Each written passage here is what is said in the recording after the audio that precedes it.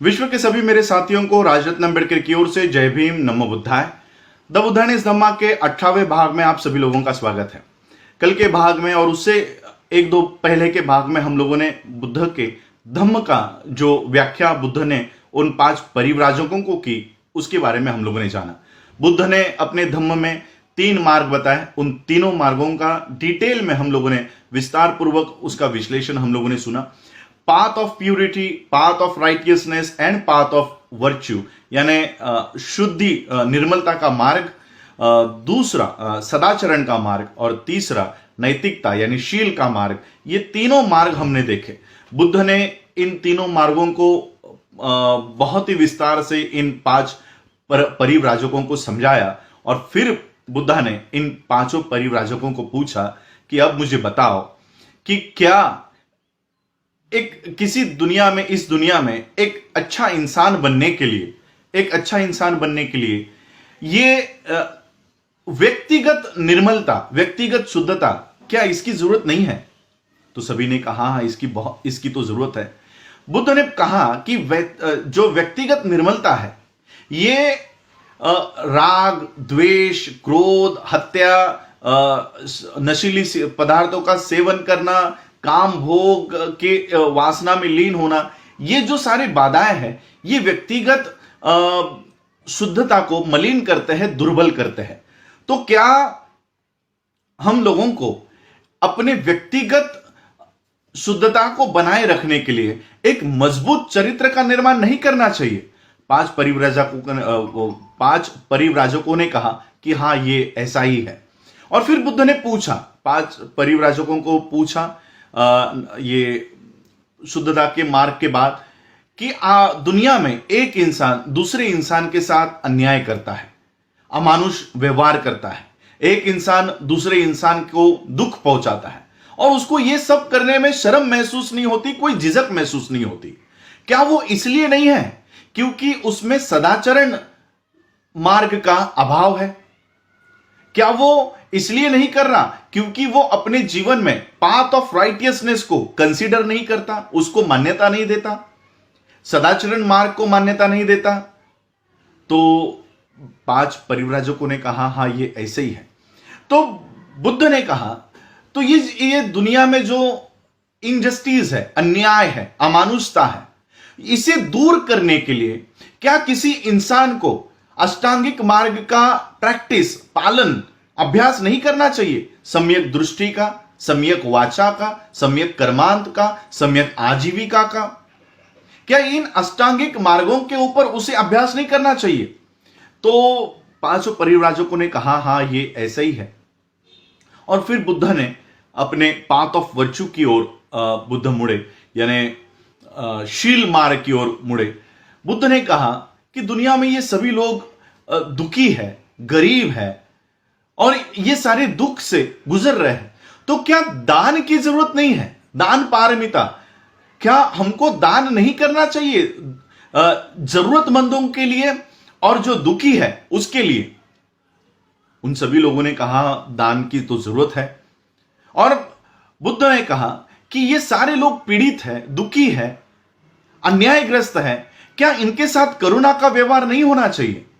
और सिर्फ करुणा ही नहीं, सिर्फ प्यार ही नहीं, प्रेम भावना ही नहीं, हमें करुणा से भी ज्यादा जरूरत है मैत्री की। क्योंकि मैत्री, ये सिर्फ करुणा जो सिर्फ है ये सिर्फ इंसानों के साथ होती है, लेकिन मैत्री ये ना सिर्फ इंसानों के साथ होती है मगर इस सृष्टि में जीने वाले हर एक उस जीव के साथ होती है, चाहे वो इंसान हो या जानवर हो। मैत्री ये हर एक उसके साथ होती है जो चाहे वो दोस्त हो या दुश्मन हो। किसी भी तरह का भेदभाव किए बगैर हम ये मैत्री का पालन अगर करते हैं तो इस दुनिया में जो दुखी है, जो पीड़ित है, उसे उस दुख से बाहर निकालने में सहायता हो सकता है।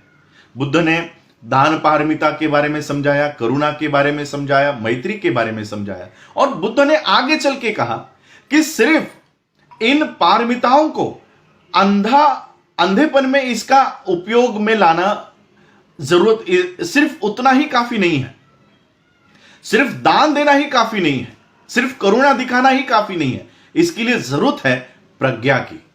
प्रज्ञा का मतलब होता है इंटेलिजेंस, अंडरस्टैंडिंग। इंटेलिजेंस यानी बुद्धिमत्ता और इंटेलिजेंस या प्रज्ञा यानी अंडरस्टैंडिंग, समझदारी। हमें इन 10 पारमिताओं का उपयोग अपनी बुद्धिमत्ता और समझदारी के उपयोग से करना है। बुद्ध ने इनको सवाल किया, क्या प्रज्ञा पारमिता जरूरी नहीं है? अब इन 5 परिव्राजकों को तो कुछ पता नहीं था, वो चुप बैठे, लेकिन बुद्ध इनसे जवाब चाहते थे, इसलिए बुद्ध ने इनको पूछा कि सिर्फ अच्छे कर्म करना ये एक अच्छे व्यक्ति की निशानी होती है। एक अच्छा इंसान कब होता है? जब वो किसी के बारे में बुरा नहीं बोलता, किसी के बारे में किसी के साथ अन्याय नहीं करता, अपनी आजीविका गलत ढंग से नहीं कमाता, उसे एक अच्छा इंसान कहते हैं। तो फिर तो एक नवजात शिशु, एक अभी अभी जन्मा हुआ बालक, वो तो उसके जीवन में कोई बुरा कर्म नहीं करता, वो अपनी आजीविका गलत मार्ग से नहीं कमाता, रोने पर उसकी मां उसे दूध पिला देती है, ये उसके आजीविका का मार्ग है, तो वो कोई गलत मार्ग नहीं है। वो अपनी वाचा, इस वाचा से उसको तो बोलना ही नहीं आता, तो वो किसी के मन को ठेस नहीं पहुंचा सकता। तो क्या सिर्फ राइट स्पीच, राइट कंडक्ट, ये क्या सिर्फ इतना ही काफी है? अगर इतना ही काफी है तो एक बच्चा तो कुछ भी गलत नहीं काम करता, कोई गलत आचरण नहीं करता, तो क्या हम उसे एक अच्छा इंसान कह सकते हैं? बुद्ध ने कहा नहीं। सिर्फ अच्छे कर्म करना, सिर्फ अच्छी वाणी रखना, सिर्फ अपनी अच्छी आजीविका रखना, सिर्फ दान देना, सिर्फ करुणा भाव रखना, सिर्फ इतना काफी नहीं है। उसके साथ जरूरी है प्रज्ञा की, इंटेलिजेंस की और समझदारी की, बुद्धिमत्ता की और समझदारी की बहुत जरूरत है। अगर समझदारी के साथ और अपनी बुद्धिमत्ता के साथ अगर हमने 10 पारमिताओं का इस्तेमाल नहीं किया तो ये घातक साबित होंगी, ये घातक साबित होंगी। अगर हम किसी को दान दे रहे हैं और प्रज्ञा का इस्तेमाल नहीं कर रहे, किसी को दान दे रहे हैं और अपने बुद्धिमत्ता का, समझदारी का इस्तेमाल नहीं कर रहे, तो ये दान ये अनैतिक मार्गों में इस्तेमाल में लाया जा सकता है, इसका अनैतिक इस्तेमाल हो सकता है। अगर हम करुणा का प्रज्ञा के साथ उसका अगर इस्तेमाल नहीं करें तो हो सकता है हम किसी शैतान को प्यार दे रहे हो। और इसलिए हम लोगों को जरूरत है अपने समझदारी के साथ और अपनी बुद्धिमत्ता के साथ इन 10 पारमिताओं का इस्तेमाल में लाया जाए। बुद्ध ने अपने इन 10 पारमिताओं के साथ प्रज्ञा पारमिता का महत्व समझाया। सभी बुद्ध ने बताया, जितने भी पारमिता बुद्ध ने बताया है उसकी परीक्षा ये प्रज्ञा पारमिता के साथ होनी ही चाहिए। बिना प्रज्ञा के, बिना इंटेलिजेंस और समझदारी के बुद्धिमत्ता का इस्तेमाल में लाए हुए ये 10 पारमिता गलत साबित होंगी। और इसलिए प्रज्ञा पारमिता का बुद्ध ने ये बात बताई। बुद्ध ने कहा कि मेरा जो धम्म है ये धम्म नॉलेज और कॉन्साइंसनेस, बोध और नॉलेज का, शिक्षा का बेसिस पे ये जानकारी देता है। अपने बुद्ध बताते हैं अपने धम्म में कि क्या गलत है, what is wrong conduct. Buddha कहते हैं कि अपने इंटेलिजेंस से और अपने कॉन्शियस माइंड से ये बोध करके हमको पता लगाना है कि क्या गलत है। लेकिन बुद्ध ने कहा कि मेरा धम्म सिर्फ इतना ही नहीं है कि सिर्फ गलत क्या है इसे देखो। बुद्ध ने कहा कि अपने इंटेलिजेंस का, अपनी बुद्धिमत्ता का इस्तेमाल सिर्फ गलत कंडक्ट क्या है, गलत आचरण क्या है, अकुशल कर्म क्या है, सिर्फ यहां तक मर्यादित नहीं है। मेरा धम्म सिर्फ यहां तक मर्यादित नहीं है। मेरा धम्म अच्छा कर्म क्या है और अच्छे कर्म कैसे किए जाते हैं उसके ऊपर भी ये धम्म मेरा लागू है। और इसलिए बुद्ध ने इस तरह से बताया कि ये प्रज्ञा पारमिता के माध्यम से अच्छे कर्म और बुरे कर्म में डिफरेंस हम कर सकते हैं। बुद्ध ने फिर अपने इस धम्म उपदेश का समापन करते हुए बुद्ध ने पूछा, आप लोगों को लगता होगा कि मेरा जो धम्म है ये नकारात्मक धम्म है। शायद आप लोगों की ये धारणा होती होगी कि मेरा धम्म एक नकारात्मक धम्म है, लेकिन मैं आप लोगों को बताना चाहता हूं, मैं आप लोगों का ध्यान आकर्षित करना चाहता हूं कि मेरा धम्म नकारात्मक धम्म नहीं है, ये केवल मानवता के दुख के ऊपर बात नहीं करता, तो it tell you such a view of my dhamma would be wrong. Buddha कह रहे हैं कि इस तरह का धम्म आप लोगों को अगर कोई सादर करता है तो वो एक गलत चीज है। मेरा धम्म सिर्फ दुखों के ऊपर केंद्रित नहीं है, तो मेरा धम्म ये दुखों को दूर करने के मार्ग के ऊपर केंद्रित है। बुद्ध एंड हिज धम्मा का फर्स्ट एपिसोड हमने किया था, उसमें हमने बाबा साहब अंबेडकर जी के इंट्रोडक्शन को मैंने आप लोगों के सामने लाया था। बाबा साहब ने बुद्ध एंड हिज धम्मा के या बुद्धा के जीवन और उनकी शिक्षाओं के बारे में 4 समस्या बताई थी। पहली समस्या के ऊपर तो हम लोगों ने बुद्ध एंड हिज धम्मा के पार्ट्स में अब तक पहली समस्या सॉल्व कर ली है। पहली समस्या थी कि बुद्ध के परिव्रजा को लेकर, क्या बुद्ध ने 4 वो जो दृश्य थे वो देखने के बाद ही बुद्ध ने परिव्रजा ली थी, तो उसका उत्तर आप लोगों को मिल चुका है।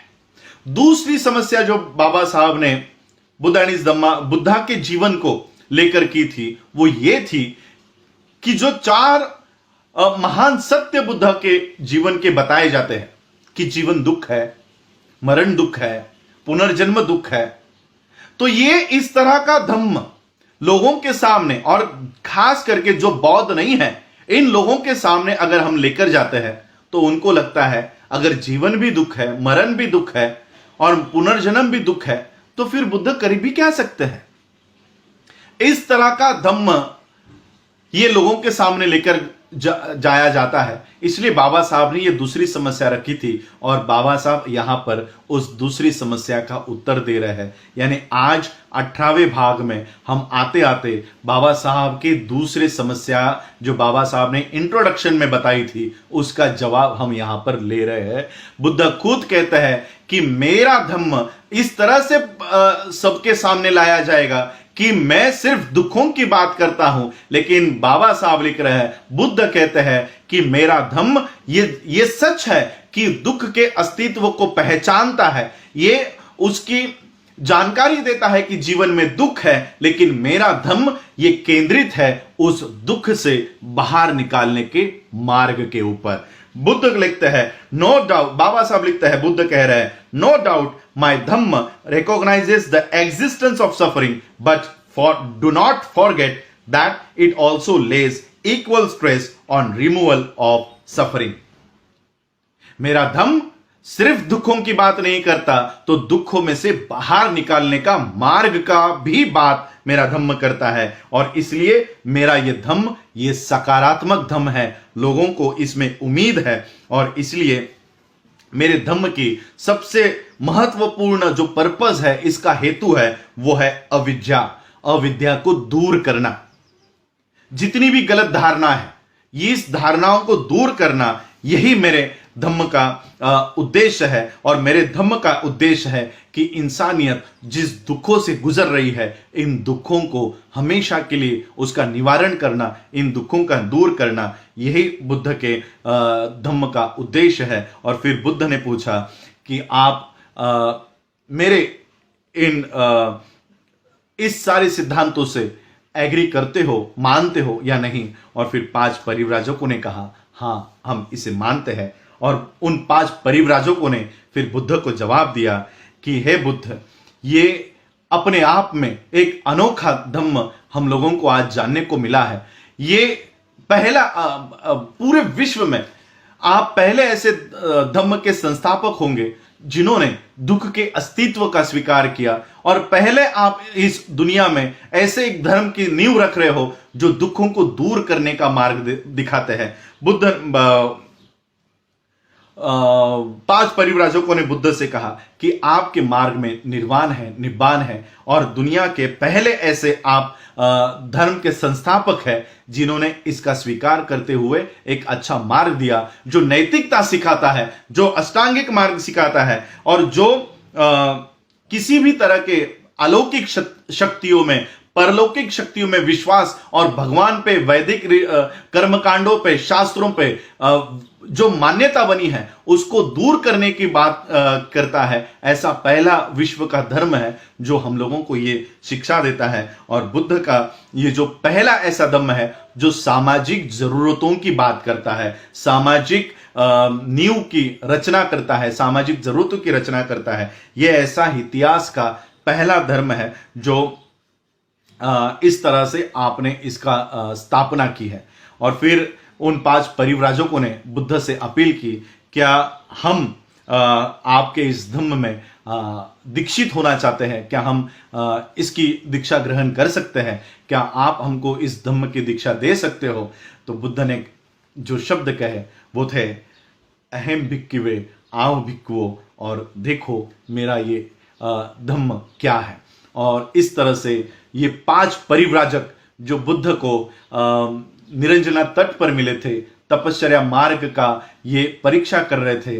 बुद्ध ने तपश्चर्या मार्ग छोड़कर बुद्ध ने ये नया धम्म एस्टैब्लिश किया, लेकिन ये परिव्राजक आप भी वो तपश्चर्या मार्ग का प्रशिक्षण ले रहे थे। और जब बुद्ध गया पहुंचे, तब सारनाथ पहुंचे, तब इन भिक्खुओं, इन 5 परिव्राजकों ने उनका स्वागत किया, एक अनचाहे मेहमान का स्वागत किया। वो पहले तो बुद्ध का किसी भी तरह का स्वागत नहीं करना चाहते थे, और फिर बुद्ध का ये नया धम्म, ये आविष्कार सीखने के बाद, जानने के बाद, इन 5 परिव्राजकों ने इच्छा व्यक्त की कि हे बुद्ध, हम आपके इस धम्म में दीक्षित होना चाहते हैं, क्या आप हमको इस धम्म की दीक्षा दोगे? और फिर बुद्ध ने इन 5 परिव्राजकों को अपना अनुयायी बनाया, डिसिपल बनाया, और इनका भिक्षुक संघ में स्वागत किया।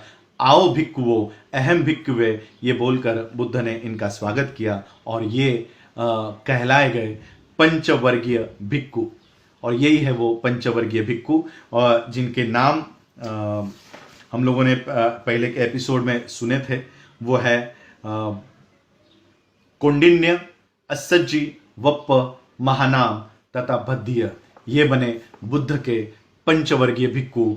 पहले बुद्ध के पहले प्रवचन के पहले बौद्ध भिक्खुओं की दीक्षा इन 5 भिक्खुओं ने ली, और इन 5 भिक्खुओं से बुद्ध का धर्म शुरू हुआ, जो आज पूरे विश्व में फैल गया।